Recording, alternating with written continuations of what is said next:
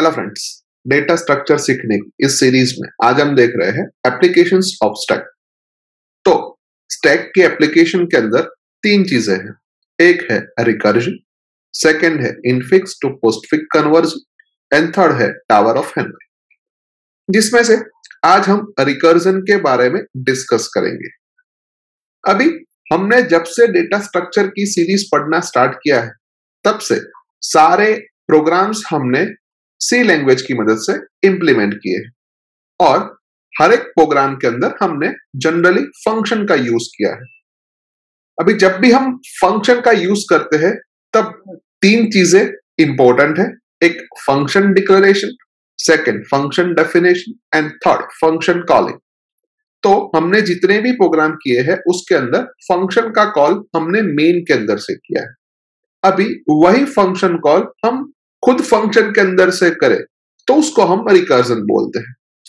यानी कि रिकर्जन की जनरल डेफिनेशन ऐसी होती है कि function call itself is known as a recursion.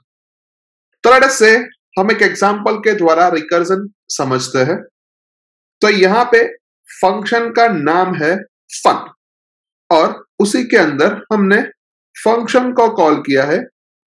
यानी कि फन नाम का फंक्शन फन नाम के फंक्शन को फिर से कॉल करता है।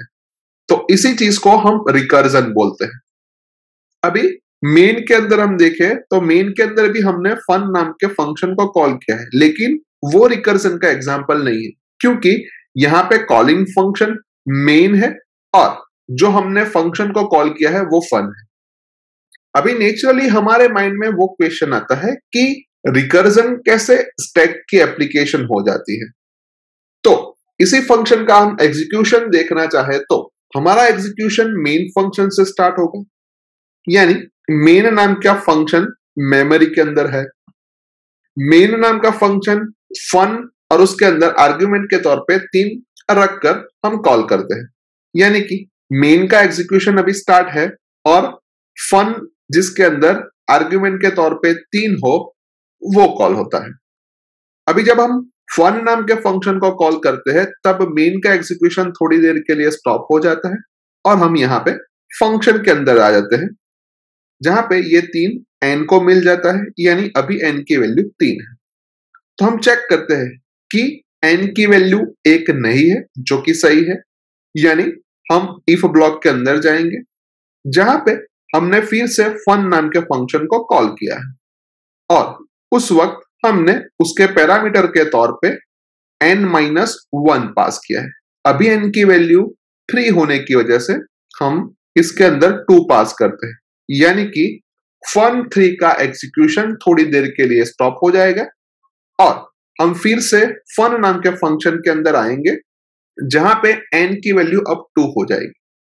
अभी उस वक्त मेमोरी के अंदर fun2 भी आ जाएगा। अभी फिर से हम fun2 के लिए फंक्शन के अंदर जाएं तो वहां पे हमने लिखा है कि n does not equals to 1, यानी कि 2 does not equals to 1, जो कि सही है। यानी हम फिर से if ब्लॉक के अंदर जाएंगे जहां पे हमें फिर से फंक्शन को कॉल करना है और उस फंक्शन के अंदर हमें n-1, अभी n की वैल्यू 2 होने की वजह से हम 1 को पास करेंगे, यानी फंक्शन 2 का एग्जीक्यूशन भी थोड़ी देर के लिए स्टॉप हो जाएगा और हम फंक्शन 1 का एग्जीक्यूशन स्टार्ट करेंगे, यानी कि फंक्शन 1 भी मेमोरी के अंदर आ जाएगा। उसके बाद हम यहाँ पे ध्यान से देखें तो हमने यहाँ पे लिखा है कि n does not equals to 1 और अभी n की वैल्यू 1 है, यानी कि 1 does not equals to 1, यानी कि इसके अंदर हम नहीं जाएंगे और हम इफ ब्लॉक के बाहर चले जाएंगे जहां पे हमने एक प्रिंटफ स्टेटमेंट लिखा है। उस प्रिंटफ स्टेटमेंट की मदद से हमें n की वैल्यू को प्रिंट करवाना है। अभी n की वैल्यू 1 होने की वजह से हमें आउटपुट के तौर पे n is equals to 1 print होके मिलेगा और उसके बाद हमारे फंक्शन का एग्जीक्यूशन खत्म हो जाएगा, यानी कि फंक्शन 1 लास्ट में कॉल हुआ था लेकिन उसका एग्जीक्यूशन सबसे पहले खत्म हो गया। अभी हमें मालूम है कि जब भी फंक्शन कॉल खत्म होता है तो वो जहां से कॉल हुआ होता है वहां पे वापस जाता है, यानी कि वो फंक्शन 2 के ऊपर चला जाएगा। अभी फंक्शन 2 का एग्जीक्यूशन हम देखना चाहे तो वहां पे भी हमारा इफ ब्लॉक का एग्जीक्यूशन खत्म हो जाता है और उसके बाद जो प्रिंटफ स्टेटमेंट लिखा है वो हमें कुछ वैल्यू प्रिंट करके देगा। जहां पे हमने n की वैल्यू को प्रिंट करवाया है, जहां पे n की वैल्यू 2 होने की वजह से n is equals to 2 message के तौर पे आएगा, यानी कि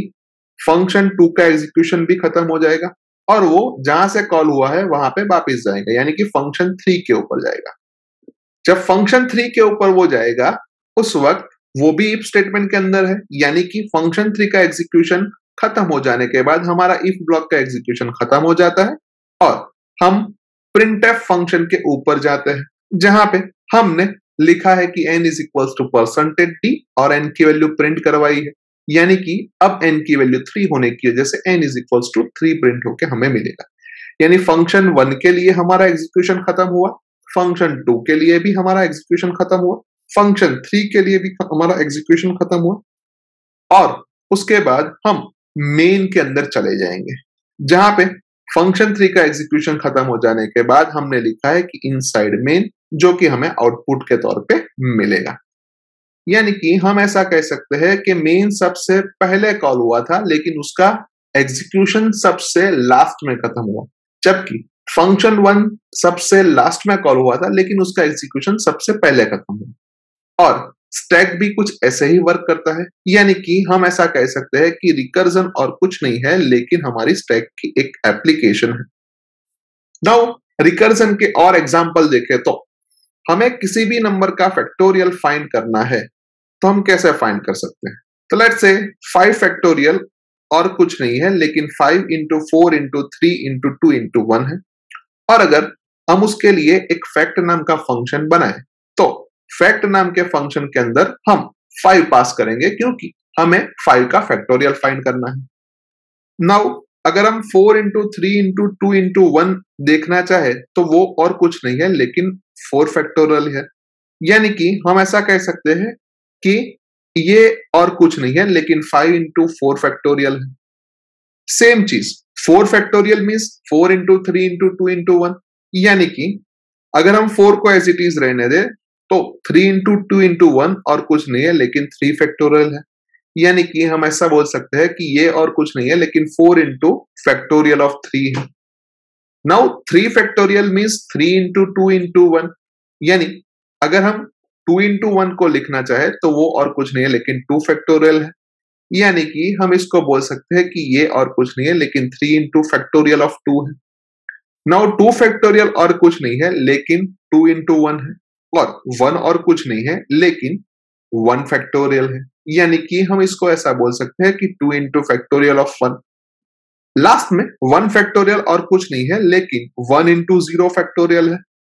यानी कि उसको हम 1 इंटू फैक्ट 0 लिख सकते हैं, और 0 फैक्टोरियल और कुछ नहीं है लेकिन 1 है। यानी हम ऐसा कह सकते हैं कि किसी भी नंबर का हमें फैक्टोरियल फाइंड करना है तो हम सिंपली उस नंबर से लेके 0 तक जाएंगे, जहां पे हम हर बार नंबर को मल्टीप्लाई करेंगे उससे एक छोटे वाले नंबर के फैक्टोरियल के साथ। यानी कि यहां पे अगर 5 है तो हम 5 को 4 फैक्टोरियल के साथ मल्टीप्लाई करेंगे, यहां पे हम 4 को 3 फैक्टोरियल के साथ मल्टीप्लाई करेंगे, यहाँ पे हम 3 को 2 फैक्टोरियल के साथ मल्टीप्लाई करेंगे, यहाँ पे हम 2 को 1 फैक्टोरियल के साथ मल्टीप्लाई करेंगे, यहाँ पे हम 1 को 0 फैक्टोरियल के साथ मल्टीप्लाई करेंगे, और जब हम 0 फैक्टोरियल के ऊपर आते हैं उस वक्त हम डायरेक्टली 1 लिख देते हैं। यानी कि हम अगर जनरल सेंस में हमारे फंक्शन को कुछ लिखना चाहे तो कुछ ऐसा लिख सकते हैं कि फैक्टोरियल ऑफ n और कुछ नहीं है लेकिन n into factorial of n minus 1 है, जहां पे n की वैल्यू ग्रेटर देन और इक्वल्स टू 1 लेनी है, और अगर n की वैल्यू 0 है तो उसकी डायरेक्ट ही वैल्यू हम ले लेते हैं कि 1 है। यानी जब हम इसी फंक्शन को इंप्लीमेंट करना चाहेंगे उस वक्त हम चेक करेंगे कि अगर n की वैल्यू 0 है तो हमें 1 रिटर्न करना है, और अगर n की वैल्यू 0 नहीं है तो हमें n into factorial of n minus 1 return करना है। लेट्स से उसका दूसरा एग्जांपल देखें तो पावर फंक्शन को अगर इंप्लीमेंट करना चाहे तो 7 raise to power 3 means 7 into 7 into 7, यानी कि अगर हम सिंपली उसको लिखना चाहे तो हम कुछ ऐसा लिख सकते हैं कि पावर नाम का एक फंक्शन बनाया जिसके अंदर हमें 7 की थर्ड पावर फाइंड करनी है। अभी 7 की थर्ड पावर मींस 7 इंटू 7 की 2 पावर, यानी कि अगर हम उसको लिखना चाहे तो हम कुछ ऐसा लिख सकते हैं कि 7 into power of 7 raise to 2। Same way 7 raise to 2 means 7 into 7 raise to 1, तो उसको हम लिखना चाहे तो हम कुछ ऐसा लिख सकते हैं कि 7 into power of 7 raise to 1 and 7 raise to 1 means 7 into 1, यानी कि 7 इंटू 7 रेस टू 0, क्योंकि किसी भी नंबर की 0th पावर 1 होती है। तो हम अगर उसको लिखना चाहे तो हम कुछ ऐसा लिख सकते हैं कि 7 into power of 7 raise to 0 और 7 रेस टू 0 मींस 1, यानी यहां पे भी हम देखना चाहे तो हमने किसी भी नंबर की कोई भी पावर हमें फाइंड करनी हो, यानी कि power of x raise to y अगर हमें फाइंड करनी है तो हमने x को power of x raise to y minus 1 किया है। यहां पे हमारे पास x की वैल्यू 7 है, y की वैल्यू 3 है, तो हमने x को एज इट इज रखा और पावर के अंदर x और y माइनस 1 पास किया। सेम वे 7 रेस टू 2 के अंदर हमारी x की वैल्यू 7 है और y की वैल्यू 2 है, तो उस वक्त हमने x की वैल्यू को यहां पे एज इट इज रखा, यहां पे भी x की वैल्यू को एज इट इज रखा और y माइनस 1 किया जो कि 1 हो जाएगी।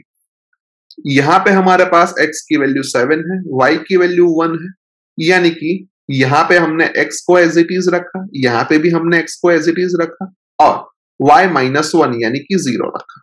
और लास्ट में किसी भी नंबर की 0th पावर हमें 1 देती है, यानी कि जब y की वैल्यू 1 होती है उस वक्त हम डायरेक्टली 1 लिख देते हैं, और अगर y की वैल्यू ग्रेटर देन और इक्वल्स टू 1 होती है उस वक्त हम x into power x raise to y minus 1 करते हैं। एक और एग्जांपल देखते हैं जहां पे हम फर्स्ट एंड नेचुरल नंबर का सम फाइंड करना चाहते हैं, यानी 5 प्लस 4 प्लस 3 प्लस 2 प्लस 1 को अगर हमें फाइंड करना है तो हम उसके लिए सिंपली लिखते हैं कि सम ऑफ 5।